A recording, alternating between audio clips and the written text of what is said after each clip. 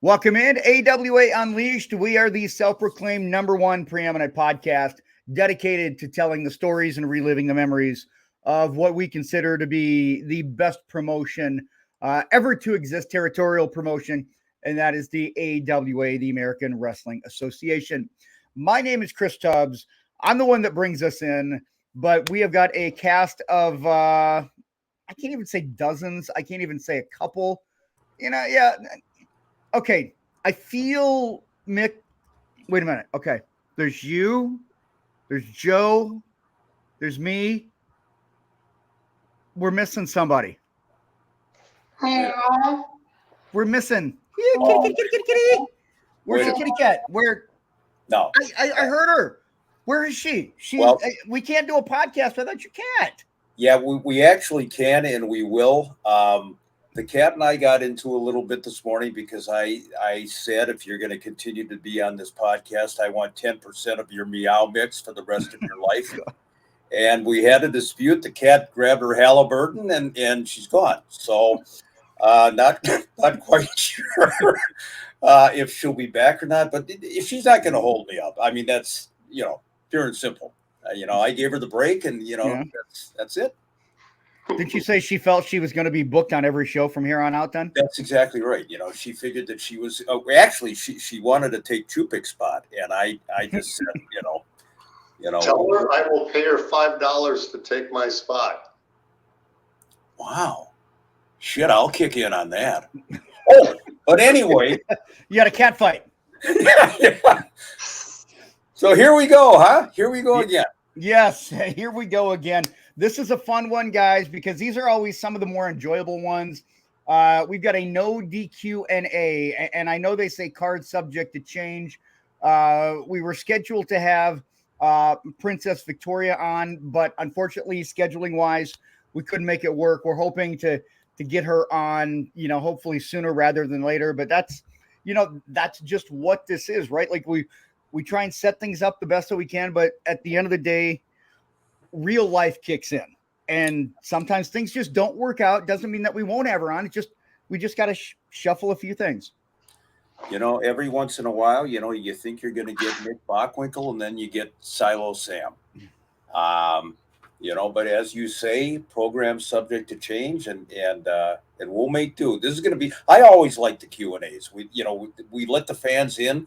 Let them, to tell us what they want to hear about, and we go with it. So it's going to be fun. Let's do it. Let's take care of some business. First of all, you see that up there, 7th Avenue Pizza. I want to thank them for everything that they do for us. Check out their brand new breakfast pizza. Let us know where you're finding it as well. Let us know in the comments. Share, subscribe to our podcast, any of the podcast channels. And when you make a comment there, let us know where you're finding 7th Avenue Pizza. What's your favorite as well, along with Soda Stick. Soda Stick's been with us since the very beginning. I want to thank them for everything that they do for us, including giving us the opportunity for some merchandise. AWA Unleashed merch. Go to sodastickco.com and the promo code Unleashed. We've got the hoodie. You can get your name, your personalized name in there. They've got the black and white T-shirt. It's just so cool. So shout out to Landon and everybody with Soda Stick. All right, we ready to go? Ready to go. All right, let's do it. Question number 1 for you, Mick, from Dick Grossman. My dad says Larry Hennig owned a restaurant on Lake George back in the day. Is this true? And did the wrestlers hang out there? Yes and yes. The restaurant, bar, club, whatever you want to call it, that Larry operated was called the By George Inn.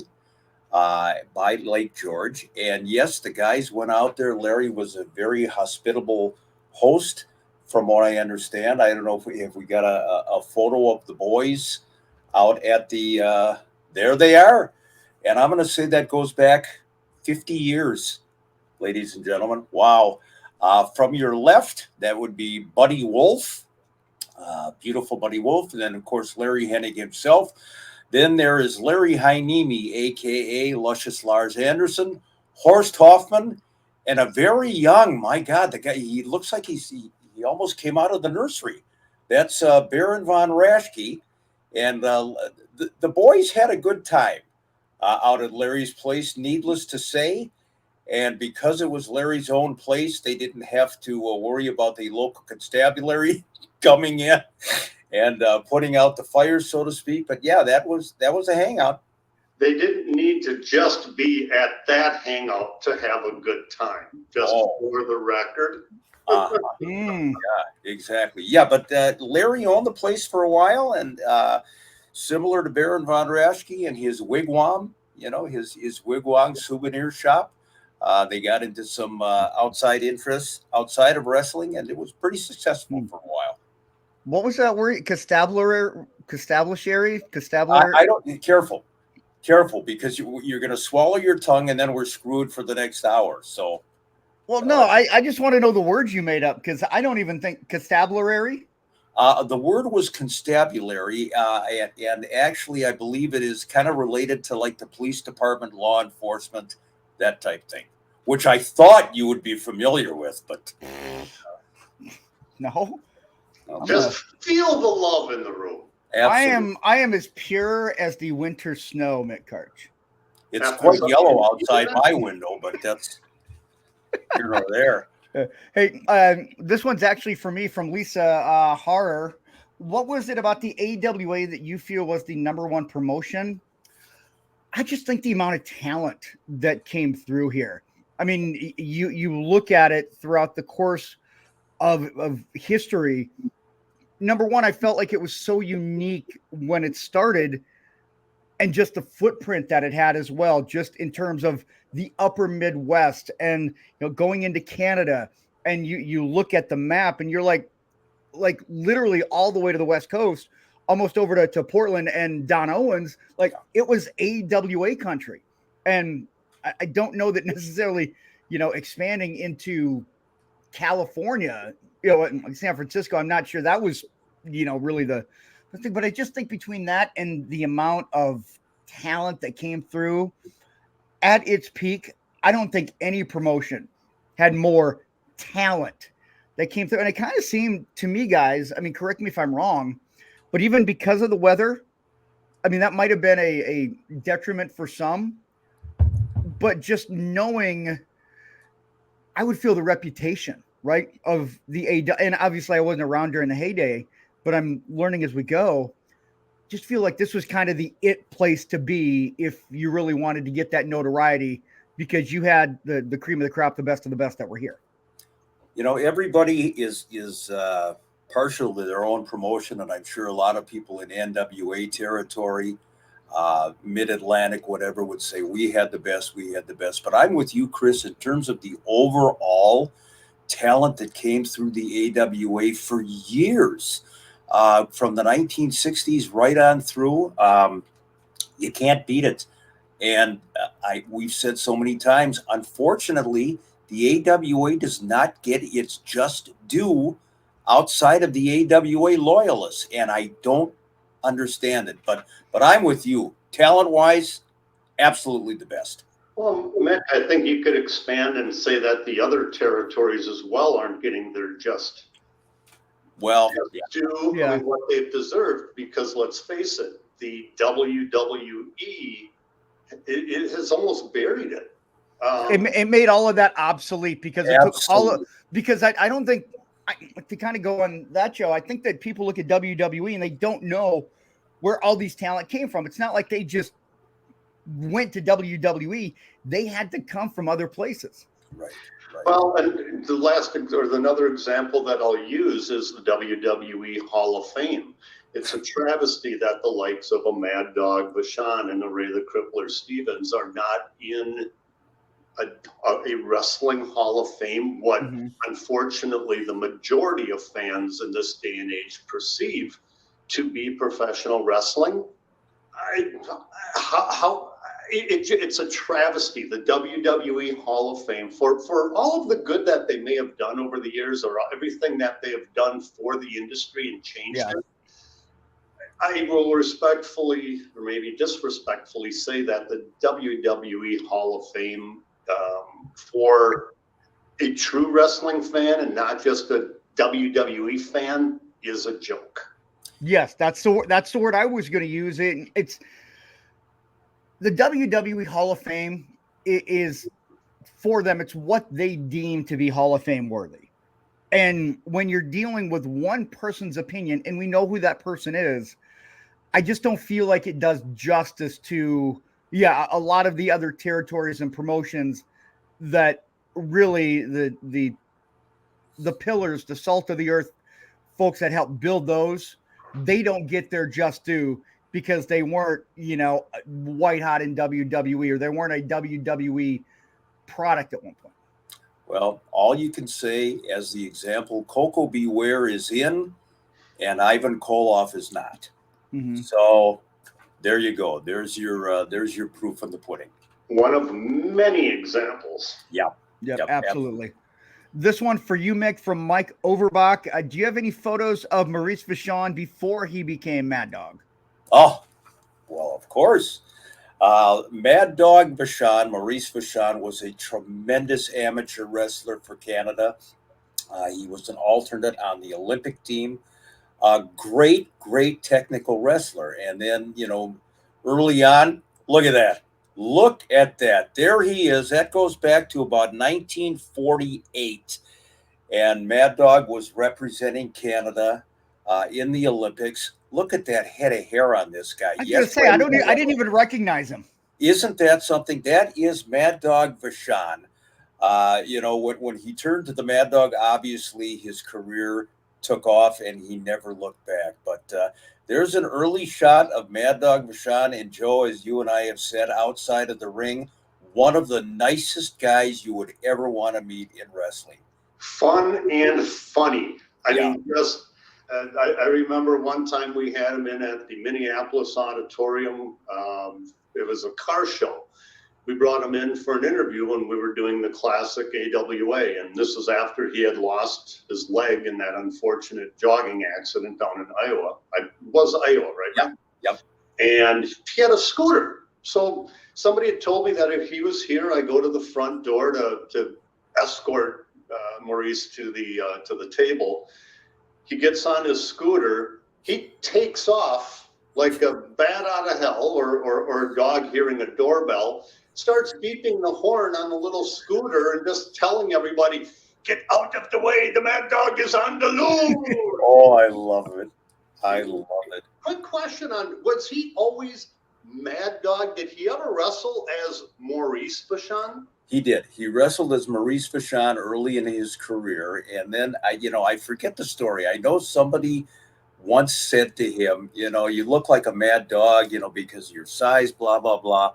But he did early on. Yeah, he was Maurice Vachon. And boy, once he adopted the canine visage, it went straight uphill from there. One of the all-time greats in Mad Dog Vachon.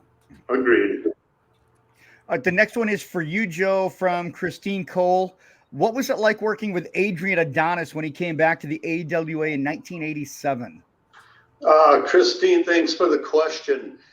Adrian was a consummate pro, very nice. I never had any issues with him. I remember the first time when he walked into the studio, and I'm like, I remember adorable Adrian Adonis from from New York City, wearing the leather coat and the leather hat, and being a part of the East-West connection. And he came up, shall we say, with his makeup on, not knowing what to expect. He was as nice. He was polite. He was kind. I was about a 22-year-old, barely wet behind the ears production guy, and he treated me with the utmost respect, whether it was in the studio or on the road. Much like other wrestlers would as well. They'd get done with a promo and they'd ask, "Hey, is that good? Need me to do anything different?" I said, "No, hey, you're the pro. You got everything covered that we needed to." Joe, it's interesting. When Adrian went to New York and went to WWF back in the day, he first came in as that Adonis tough guy. And then, of course, he teamed up with Dick Murdoch for a while. And then all of a sudden, Lo and behold, imagine that somebody got a hold of him and gave him the gimmick. And sadly, that's what a lot of people remember. They don't know the big tough guy, beat him up at the docks, Adrian Adonis, that we saw here in the AWA. Amazingly, even at probably close to 400 pounds towards the end, he could still bump, he could still move. And as you said, consummate professional, always very friendly. I remember when I was putting together, it would have been the Best of AWA Classic Wrestling Volume 1, and saw the match of the East-West Connection against the High Flyers in a steel cage, and seeing Adrian come off of the top of the steel cage doing, I'll call it the snook, although nobody did it like Jimmy. It was just, with his hands up and everything. But I saw that and I'm like, damn, and I thought Snuka was the only one. And here's a guy who is probably close to 280 to 300 pounds at the time. I mean, Adrian was getting thick then, but it's like, holy shit. I'd have been up there and screaming for holy hell from being up that high trying to jump off a bat cage. There's another example. Keith Franks gets into the wrestling business as a journeyman, and then all of a sudden he's adorable Adrian Adonis, and the roof opened up, and sadly, 1988 we lost Adrian, but a tremendous competitor, no doubt. Yes. Yeah, and it is a shame, Mick, like you're saying, a lot of people just remember him from the flowers and makeup from what he did in WWF, WWE now. This one is coming from Stan Wickstrom. It's a question directed to me. I heard a rumor that Mike Enos has a son working for NXT.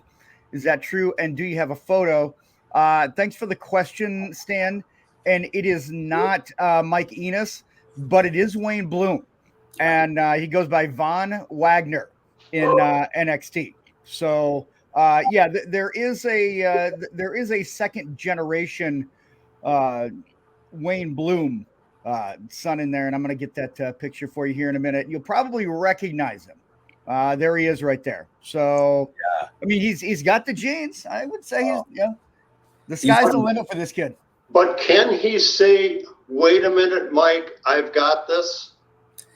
It's interesting. It wasn't that long ago. He actually cut a promo, and I forget who was out with him, but he actually did deliver that line. Wait a minute, I've got this. This is first of all, facially, he looks like Wayne Bloom.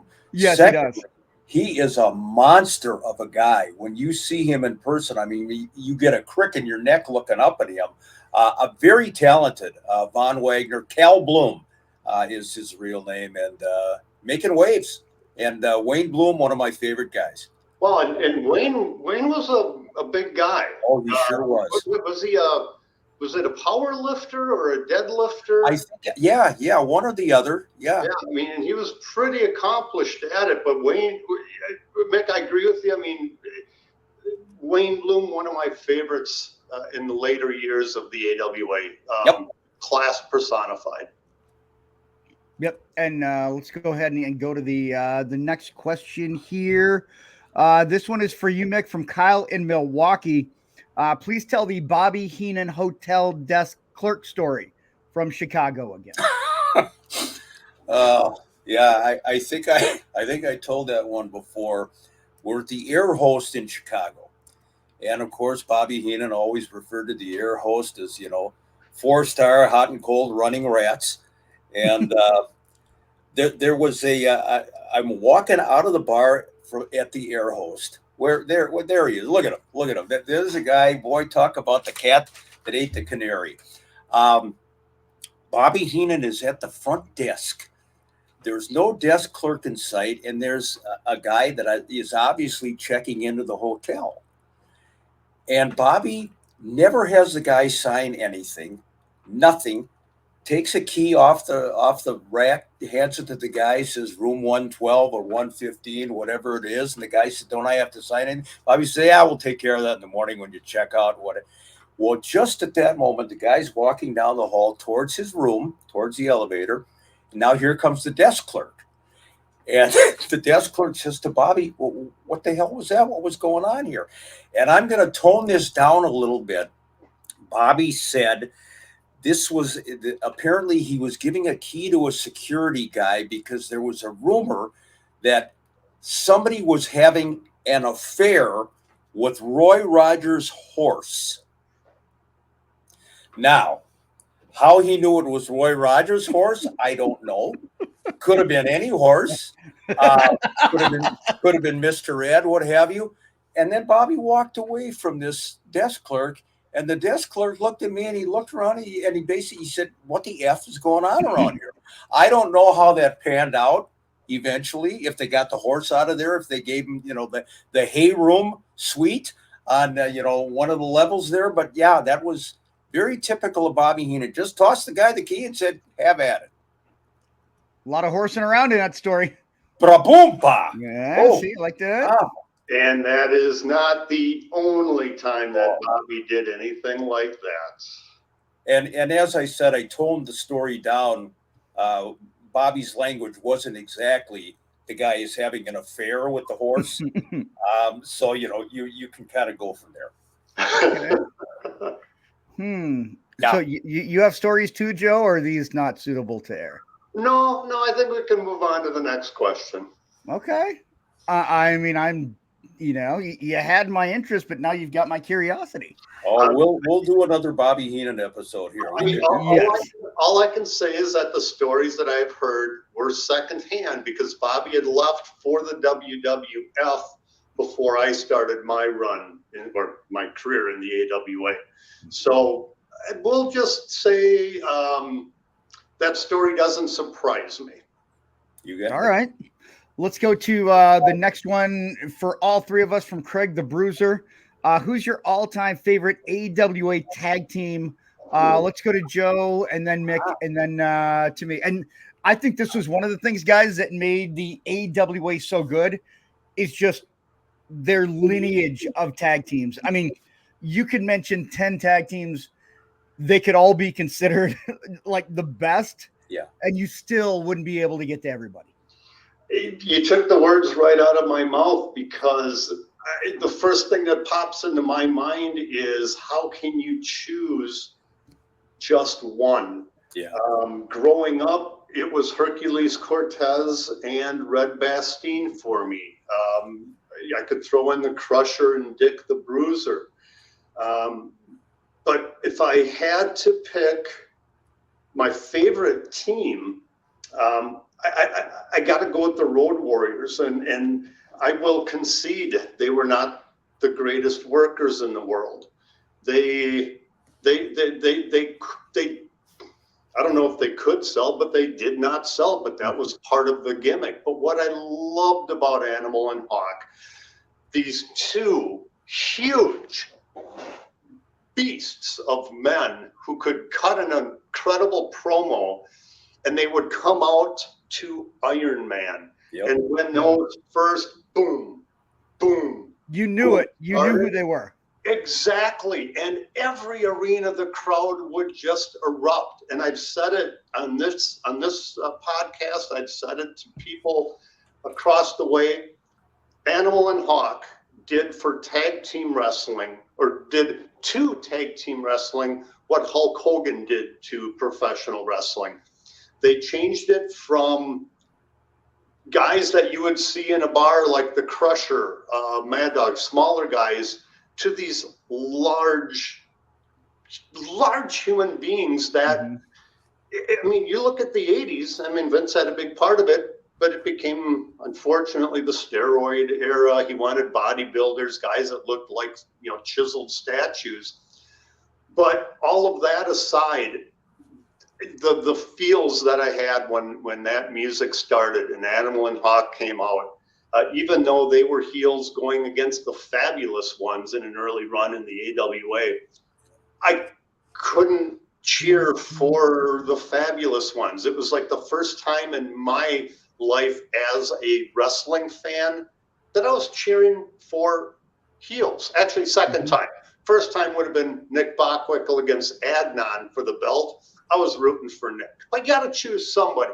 But in a good versus bad scenario, Animal and Hawk I cheered for, and they are at the top of my tag team list. Well, and I think that's why, Joe, and I think that's why when you hear about that reception, what do you hear? The Road Warrior pop. Yep. Like that's why they call it the Road Warrior pop, because all the boom, yeah, you knew like immediately. Sometimes it's like it takes a couple of chords for music to kick in. Yeah, instantly.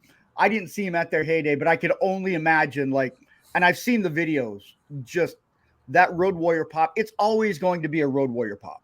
Yep. All right, I'm up, and this is going to shock everybody. I'm going to come out of left field with this one. My favorite tag team of all time would have to be Nick Bockwinkel and Ray Stevens. I grew up, obviously, way, way back. There's Nick, Ray, and Bobby. I go back to the Stan Kowalski, Tiny Mills, Kalmakoff's era, Larry Hennig and Harley Race. But to me, and again, this is the 1970s, which was red hot in the AWA. I don't think Bockwinkel and Steve, I don't think anybody got more legitimate heat than Nick Bockwinkel and Ray Stevens with Bobby in their corner. And Bobby, of course, was a heat magnet. We've said it so many times, but Nick and Ray had been in the business already for a long time and ring generals, and man, did they get the crowd irate. I mean, the proof is in the pudding. People shooting at the ring, stabbings, and everything else when Nick and Ray were there. So clearly my favorite tag team of all time. Can't dispute it. Yeah. I'm going to go a little bit off the beaten path here, guys, because everybody knows that I came in well after the heyday. I started watching in the mid to late 80s. So I could go back and I could say, Bruiser and Stan. I could go back and say all of that stuff, but it wouldn't be genuine and authentic to what I saw in my era. And to me, there were two teams that stood out. Number one, we mentioned one of the individuals earlier on. I just thought these guys and their attitude, they were so arrogant, but they were good. The Destruction Crew. Oh, yeah. Mike Enos and Wayne the Train Blue. These guys, I felt, were just they were pricks. Basically, it's the best way but they were pricks that would beat you up. Like they were, to me, I thought they were like legitimate badass, and I hated them. But I also looked at them as they weren't the overly muscular, but I felt like they were strong and intimidating enough for me to be like, okay, I like watching them.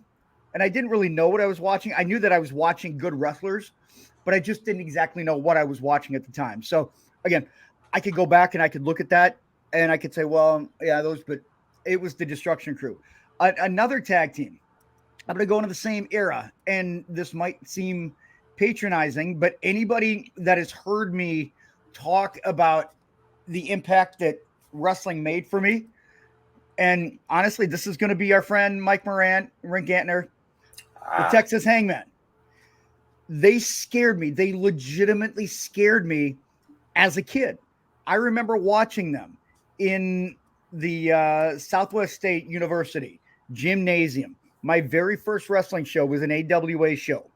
And I remember I was like, what, 10 or so? I was a little bit older than that. But I remember I was in the crowd and I wanted to go over near them. And I think I can't remember who it was, but one of them like turned around and was like, that bull. And I'm like, oh shit. Okay. Like I scurried back with my tail between my legs. And I will always remember that.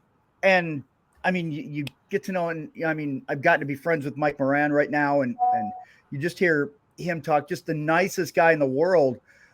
But that team scared me. So those two teams, I feel, for me personally, again, they might not be everybody's, but for me, in my age, in my era, those were the two teams that really stood out.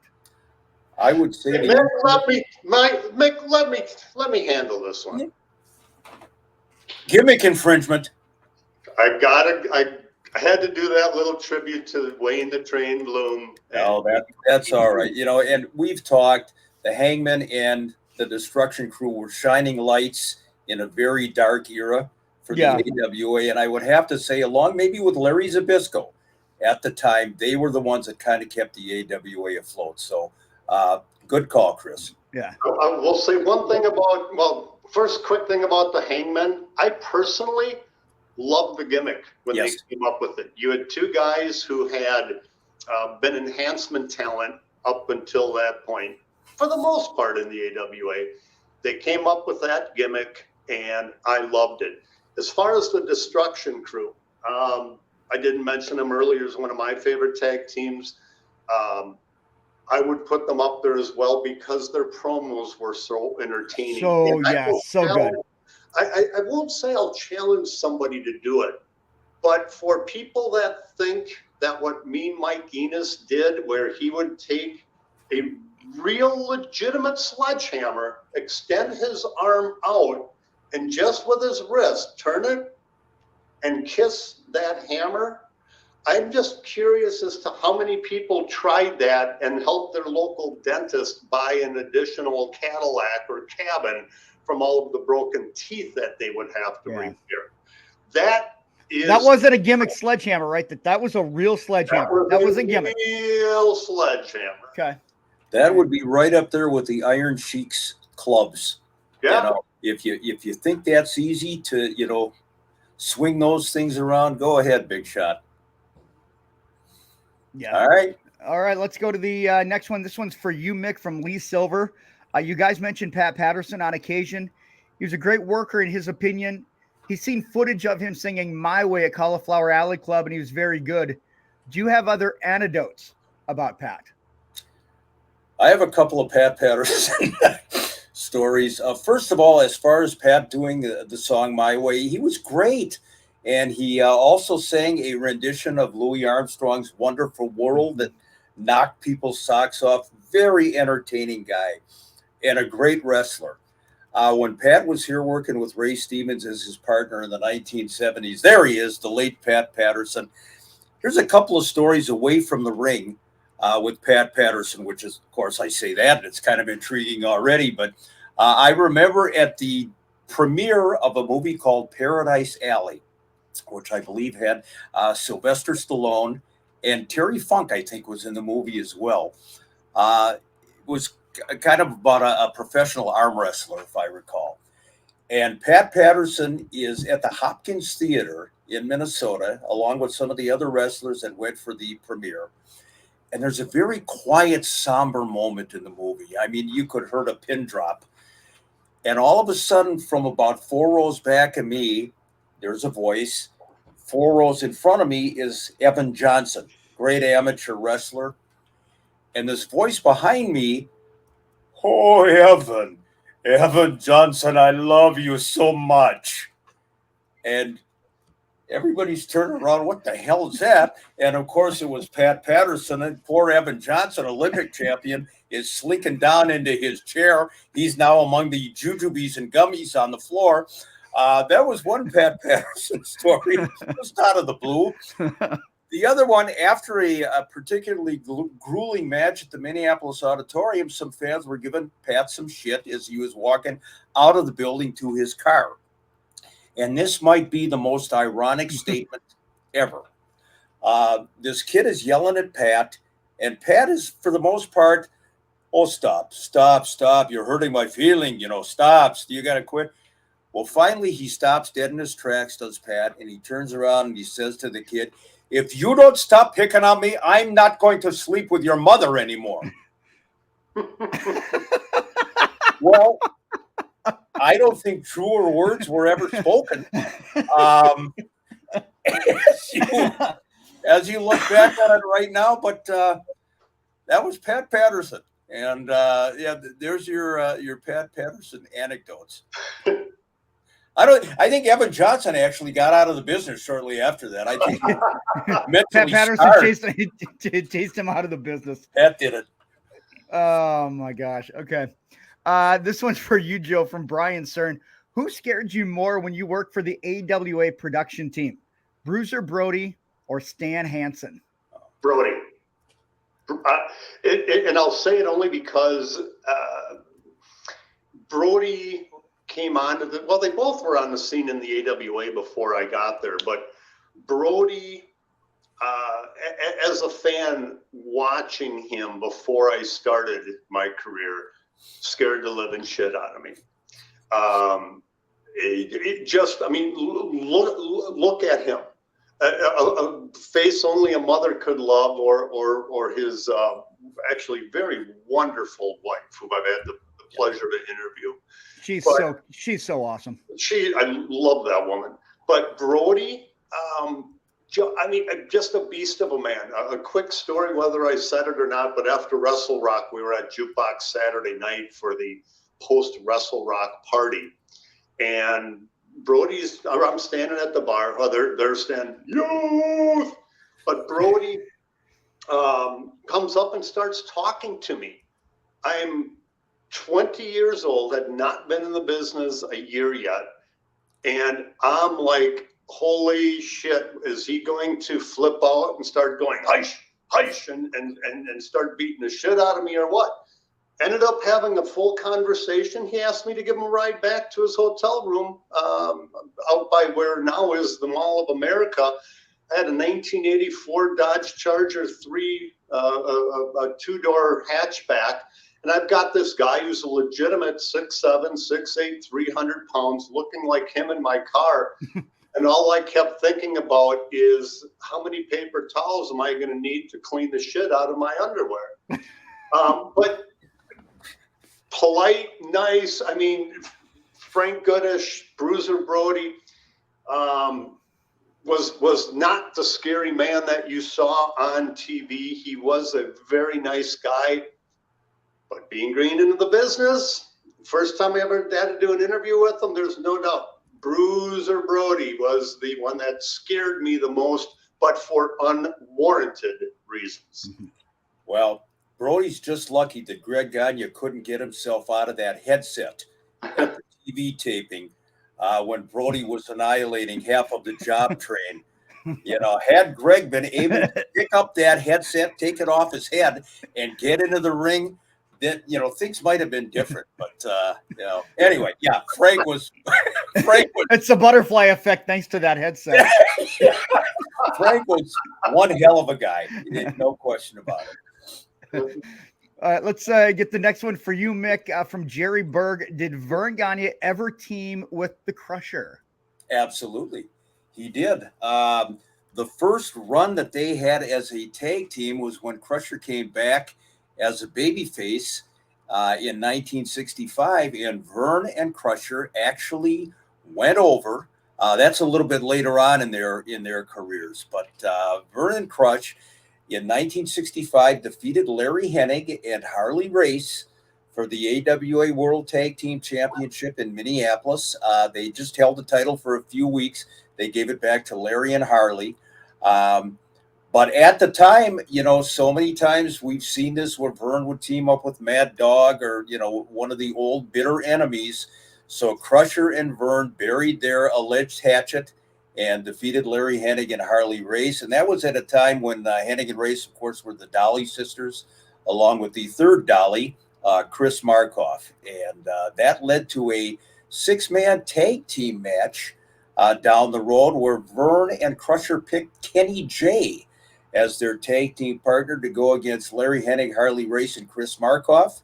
And Kenny J got the pinfall victory over Harley Race. So history there.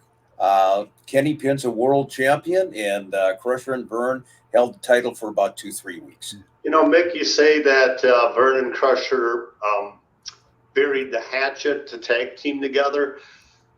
Let me, if I could sort of update that, we'll just say that they set aside their differences for that run because I don't think they got along too well outside of the ring. In fact, I know so from a conversation that I had with Crush later on. But, you know, they made it work. They were pros and very successful at that. There you got it. Yeah, ultimately, it's about business. It's about making money, and you might hate somebody, disagree with them, but if you can make some money, I mean, the true pros put that to the side. Well, look at Mick and I. That's true. That's true. Well, one of them is making the money, and the other guy's, negotiating with a cat. So, and the cat's winning. That's darn right. Get out of here. All right. This one's for me from Tanya B. Did you happen to watch Tales from the Territories AWA episode? And if so, what is your take on Ken Patera's explanation from the McDonald's incident? Oh, Thanks for your question, Tanya. I did watch it, and it seemed like it was a little different from what I had heard. Like some of the interpretation was a little different. I mean, no doubt there was some truth to it. I have no doubt that it was a very intense situation. As for how it came about, I know that we've talked to somebody here on the show that had a firsthand account of everything, and we're going to get that person on again because I really think that we need to get more into that. But I mean, it wasn't what I was expecting the explanation to be. Just let me say that. I had heard variations of his explanation before. I think this time it got even more embellished. I think there was a little more, salad on the plate this time. There's Ken Patera. I mean, because of the document. I mean, obviously you're going to embellish to a certain point for television. I mean, that's what you do as a showman. But it felt like it didn't all fall into place. I will reserve comment. Ken Patera is a friend of mine, and I know Ken doesn't like the McDonald's incident discussed at any length, but I would say I'm not quite sure it went down exactly as Ken described, but I wasn't there. Stories that I had heard, I will concur with what you just said, Mike. There you go. Great. So you're going to leave me out to dry, so Ken's going to kick my ass. That's all. Absolutely. Well, better you than us. Welcome to the business. Sell. Chris, remember to sell. That's right. Yeah, it won't be difficult. I fucking hate you guys right now. Fucking hate you guys. Oh, my God. For Mick from Randy Hatch, I remember before Sergeant Slaughter came in as Super Destroyer Mark II, there was an original Super Destroyer in the AWA managed by Lord Alfred Hayes. Disappeared rather quickly. He'll probably disappear quicker than I will when Ken Patera finds out. Who was he, and what was the story on his departure? Okay, you're going back to middle 1970s again, and the original Super Destroyer, and I know we got a picture of him with mask and without mask, was a man by the name of Don Jardine. And Don, of course, made his career under another mask name as the Spoiler, the original Spoiler, and, made all his money that way. That was Don in the Hood with his manager, Lord Alfred Hayes. And I think you may have a photograph of Don without the mask. Well, like Hughes does that, let's call the Lord by his proper name, Lord Elfinko Hayes. All right, okay. All right, there's a tip of the hat to the crusher, as you normally do. The story that I got on Super Destroyer's departure from the AWA, which was definitely abrupt, was that Vern wanted to unmask him as Don Jardine. And Don did not like that prospect, not only because he hadn't been here for, any length of time, but he didn't want to be exposed as Super Destroyer Don Jardine. So he left, and he was quickly replaced by Bob Remus, Sergeant Slaughter, and as Super Destroyer Mark II. And then eventually Super Destroyer Mark III was Neil Gway out of Canada. But the original Super D1 here in the AWA was Don Jardine, a.k.a. the Spoiler. Yeah, and I had the picture. I have no idea what happened, but that's for wanting me to get my ass kicked from Ken Patera, so you kind of deserve that. You're ruined. You're scarred now. Mentally, you're gone. I can't even focus. I feel like I get to put the blinds down. For you, Joe, from Barbara Lynn Walker, You were there at the end of the AWA run. Do you feel there was anything Vern Gagne could have done to save the territory? I know this is something that we've heard about several times. Yeah. I have been asked this question many times, and the truth is, the simple answer is no. There is no one reason why Vern couldn't save the AWA. It was really a culmination of many different factors, from Vern trying to do it old school and continuing to make money off of the live gate rather than taking advantage of television, which he paid stations back in the day to run the All-Star Wrestling show. So he could have, I can't even imagine how much more money Vern could have made if he could have sold the shows, and if he would have taken advantage of having the incredible ratings. But I also have to throw in there, during the mid to late 80s, Vern was dealing with the state of Minnesota and eminent domain on his incredible estate on Lake Minnetinky, another tribute to the Crusher Mick. But Vern fought that tooth and nail, eventually ended up losing. And you factor in the amount of money that he spent on that, with his unwillingness really to change, or I should say change too late to do the business. But it wasn't going to happen. I will say if, and this might be an unpopular answer from me, and this is just my interpretation, I think if Vern would have allowed Greg to handle more of the business things in the 1980s, more so right after the defections started, that the AWA might have had a chance, could have stayed around for a little bit longer, maybe been a little bit more successful, because Greg saw that television could be a benefit, and the contract with ESPN, which, by the way, in all honesty, was what kept the AWA afloat I would say from 85 and beyond, which unfortunately is when I started. So Mick, you caused Vern all of the money, but after they hired me, that sank quicker than the ratings when Mick Karch was doing color commentary. But no,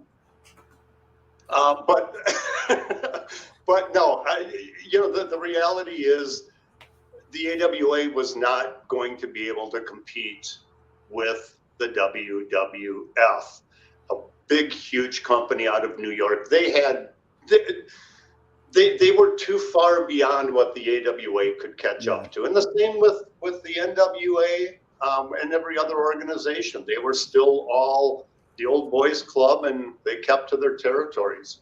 The thing is, like, WWF was picking this talent from all of these other territories. If these territories were going to survive, including the AWA, where were they going to get their talent from to replace it? That's the thing. Like, all of these, you can't replace all of those big names in such a short period of time with somebody the same quality. Well, Chris, you're absolutely right. And it was after that Vern started going to Eddie Sharkey's group. The Pro Wrestling America guys all of a sudden were, main eventing some of the shows because the talent was gone. And just to put a lid on this conversation, Hulk Hogan would not have made a difference, ladies and gentlemen, if he would have been given the title. I think what would have happened is Hulk would have pulled a Medusa. And I think at some point, Hulk would have just up and left, whether he had the AWA championship or not, gone like a thief in the night. This is all speculation, but Vince was going to do what he was going to do. And Joe's points about TV and Vern being short-sighted all played into it. I will have to add one final thought to that. In no way do I blame the WWF for what they did. I didn't like it, I didn't like the bastardization of the talent. It was business. It's making money. Exactly. And keep something that everybody needs to keep in mind, that wrestlers were not under contract. It was a handshake agreement back in those days with the AWA. They were independent contractors. They came and went all the time, and promoters used them. Whenever you saw this is a loser leaves town match, it's because the promoter thought that, you know what, okay, let's just freshen things up. You're going to lose this match. You're going to go wrestle down in the NWA or World Class or wherever you wanted to go. And then we'll bring you back when all of a sudden, 6 months, a year later, I have a surprise tag team partner, or we have a surprise opponent for you. And they would come back.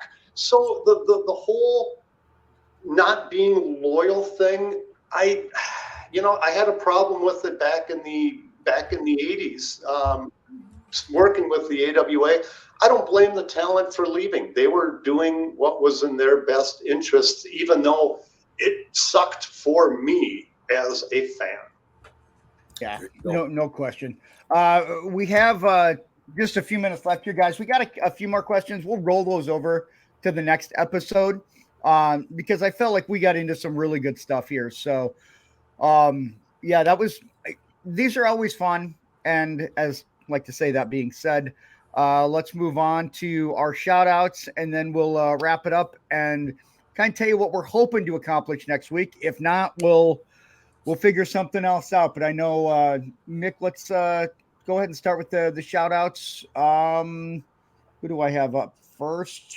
You have Jonathan up there, or who are we? Yeah, going? I've got Jonathan up. So why don't you go first? Okay, my shout out is to a recently acquired friend, former wrestler, booker, promoter, TV guy, out in the British Columbia area, the Pacific Northwest, Jonathan Fuzzy Sayers.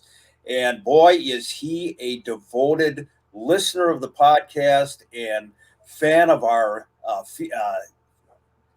Facebook pages, and just a great guy. And Jonathan Fuzzy, hats off to you. All right, up to you, Joe. I'll call him a wrestling production guy. I mean, Mick, you've worked with him. He did an interview with you many years ago.